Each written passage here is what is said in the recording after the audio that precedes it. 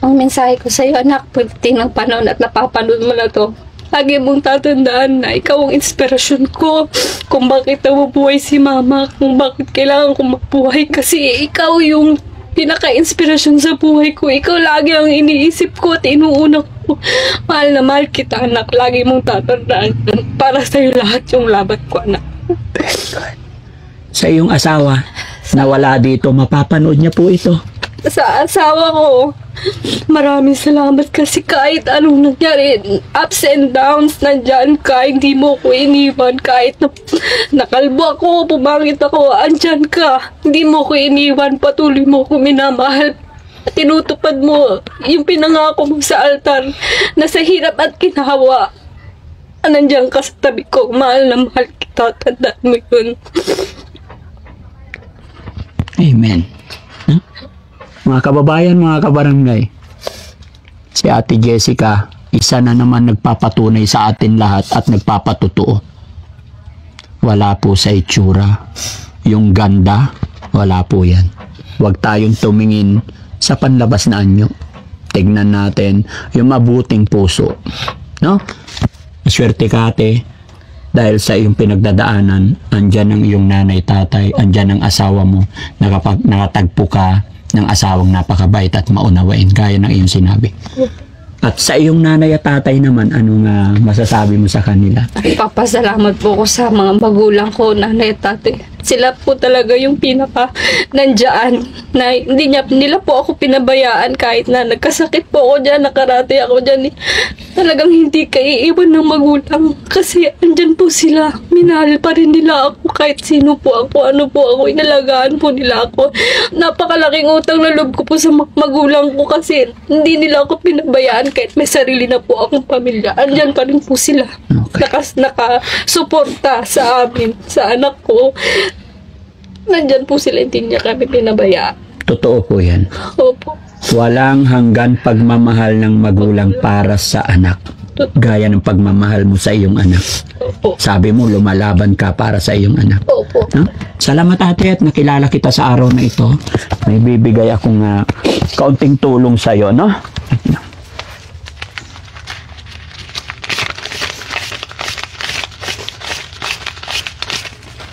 Ate, huwag ka lang mawala ng pag-asa. Laban lang tayo, ha? Opo. Sabi ni God, habang may buhay, may pag-asa. No? Ano't ano man ang bigay ni God sa atin, tanggapin natin ng maluwag. Opo. Okay? Opo. Ayan, bigyan kita 10,000, no? Para may pambili kang gamot. At sana makabalik pa kami dito. No? 10,000 para sa iyo. Salamat po, sir. Salamat po. Marami, sir, sa tulong. Hindi ko po in-expect yung tunay ng ang Lord. Napakagaling gumalaw sa buhay ng isang tao kasi nandyan po kayo. Binigay niya para tulungan po ako. Maraming salamat po. Ito malaking tulong po ito. Pamili po ng mga gamot. Kailangan po sa hospital para po sa gamutan ko po. Maraming salamat po sa inyo, sir. Patuloy po kayong pagpalain ng Diyos kasi napakabait niyo po. Marami po kayo natutulungan na tao. Kahit na ang napakalayo po, andyan kayo. Lagi, hindi po niyo pinapabayaan. Pinupunta niyo pa rin po yung tao. Maraming salamat po. Napakabuti niyo pong tao. Patuloy po kayong bigyan ng lakas ni Lord para sa ganun marami po kayong matulungan na tao, sir. Maraming salamat po. Wala akong masabi, ano? Basta magtiwala lang tayo kay God. Huwag kang mawawala ng pag-asa, ha? Opo. Gaya ng aking sinabi, Ate Jessica, i-upload namin to. Opo. Mayroon akong 7 million followers sa ating Facebook page. Pwede kang manawagan sa ating mga kababayan. Sa ating mga kababayan po, kung napapanood nyo man po ito po yung kwento ng buhay ko na nagkasakit po ako. Pero kailangan ko pong lumaban. Kailangan pong lumaban sa araw-araw para sa anak ko po. At para sa sarili ko na rin po. Sana marami pa pong mabigyan ng inspirasyon sa kwento ng buhay. Kung kayo may karamdaman, patuloy lang po tayong lumaban at manalig sa Diyos. Yun lamang po ang tanging panlaban natin sa araw-araw, ang manalig po sa Diyos.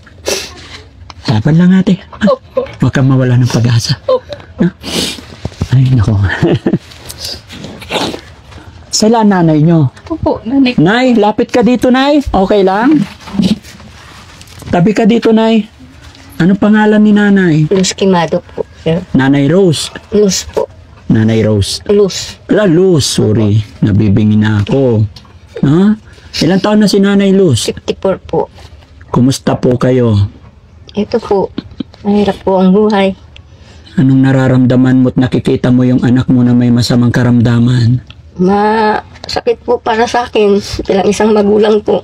Pero nandyan po yung dumating po yung karamdaman na ganun. Hindi ko naman po na mapipigil po na nagkasakit po siya ng ganun. Pero masakit po para sa akin pag nakikita ko po yung anak ko na halos umiiyak po. Masakit po yung dila niya, makati yung buong katawan niya na namumula na po. Wala po akong pambiling gamot. Masakit para sa akin po yun kung saan po ako humihiram sa mga tao para lang po makadalhin siya po ako para po makaipambili ko po ng gamot at meron po mainom yung anak ko. Pag walang mainom ng gamot, umaarangkada yung kati. Opo, pakita mo yung picture mo anak nung Tapos po, talagang kahapon po, dahil wala po kaming kapera-pera po, nandun po kami sa plaza nilakay ko. Naghihintay po kami. Nag-iisip kung saan po kami pwedeng lumapit na tao para po makabili po kami ng gamot niya. Awa naman po ng Diyos. Tumawag po ako sa kapitan namin. Humiram po ako kahit na 500. Nagbigay naman po si kapitan namin. Yung po naibili ko po siya ng gamot niya. Nagkalma po yung kati po niya. Ano pangalan ng kapitan nyo? Cesar Ukon po. Shout out kay Kap, no? Saludo po ka sa inyo, Kap. Naiiyak ako sa mga ganitong sitwasyon eh. No? Opo. Nararamdaman ko kasi mga kababayan niyo yung time, oras na walang-wala ka talaga. Opo. Hindi mo gawain lumapit sa mga tao. Pero sa pagmamahal mo sa iyong anak, kahit sino, gagawin mo, lalapitan mo para matulungan mo ang iyong anak. Opo, sir. No? Kaya sa mga kababayan ko, ganun din kay Kap, na napakabait, kapitan sa barangay na ito. Kap Cesar? Opo, Cesar Ukon po. Kap Cesar, saludo po si Daddy Frankie sa iyong kabaitan, lalong-lalo na sa iyong nasasakupan. No? Nay, inaasahan mo ba na makarating si Daddy Frankie dito? Hindi po, sir. Hindi. Anong masasabi mo't nakatanggap tayo ng blessing, biyaya sa araw na ito? Maraming salamat po sa Panginoon at napuntahan niyo po kami dito at nakita niyo po yung sitwasyon namin na po ng hirap. At talaga pong gusto po namin umahon pero talagang halos lumulubog po kami. Gusto namin umangat pero halos lumulubog kami sa hirap, sir. Kasi yung asawa ko, sir, hindi na rin po makapagtrabaho. Ba't mo sasabing lumulubog kayo lalo? Yung parang kahit na ano po ito, imbis na nakaka-recover na po kami dahil nakakapagtrabaho na po, nakakapagbigay po sa amin. Ito na, lumubog na naman po, nagkasakit na naman po. Parang gumuho yung pangarap niya, ganun. Sir, Ilan po ba anak niyo, Nay? 3 po. 3. Isang Pag-ilan po lalaki, siya? Pangalawa po, isang lalaki, 2 babae po. Ngayon yung asawa ko, sir, hindi na po kasi makapagtrabaho dahil ano na po yung baga niya. Bawas, ganito na lang po. Ay, maliit na lang ang baga. Ganito. Naggamot po siya sa lang center, sir. Oo. Ano po siya, 2 taon po siya nagamot sa lang center. Sa tulong din po ng mayor namin. Siya po yung ano po sa amin doon, nag-asikaso sa lang center.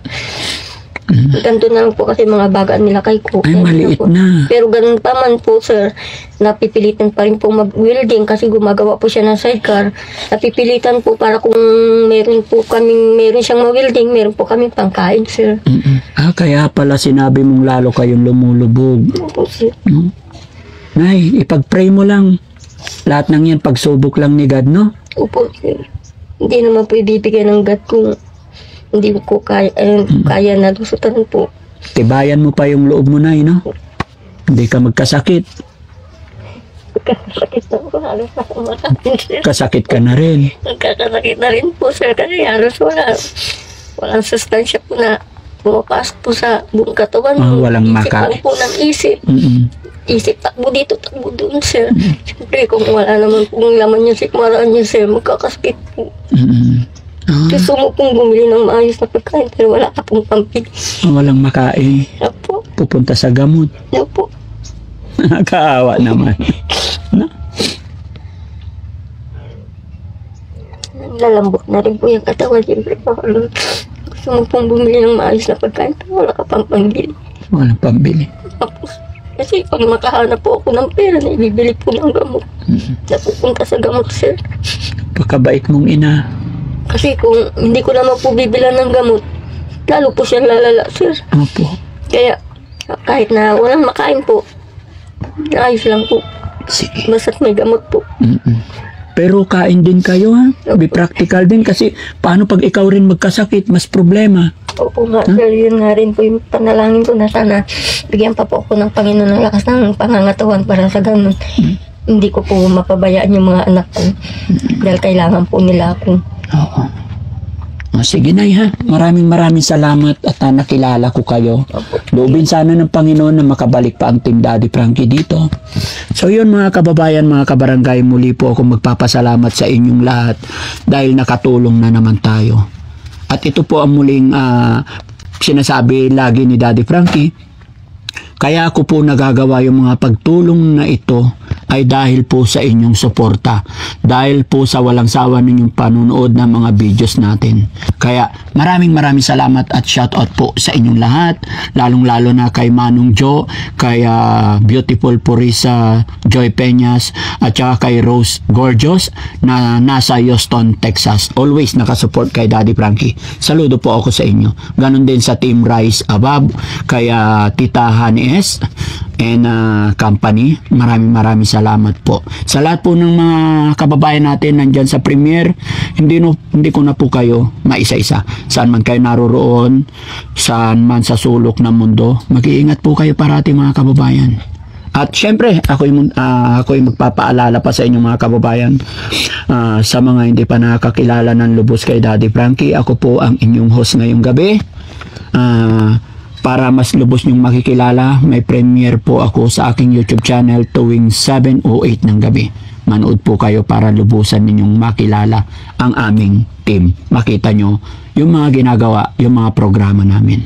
Maraming salamat po and magandang gabi po. Nay, ate, thank you so much. Maraming salamat. Laban lang. Ha? Sige po.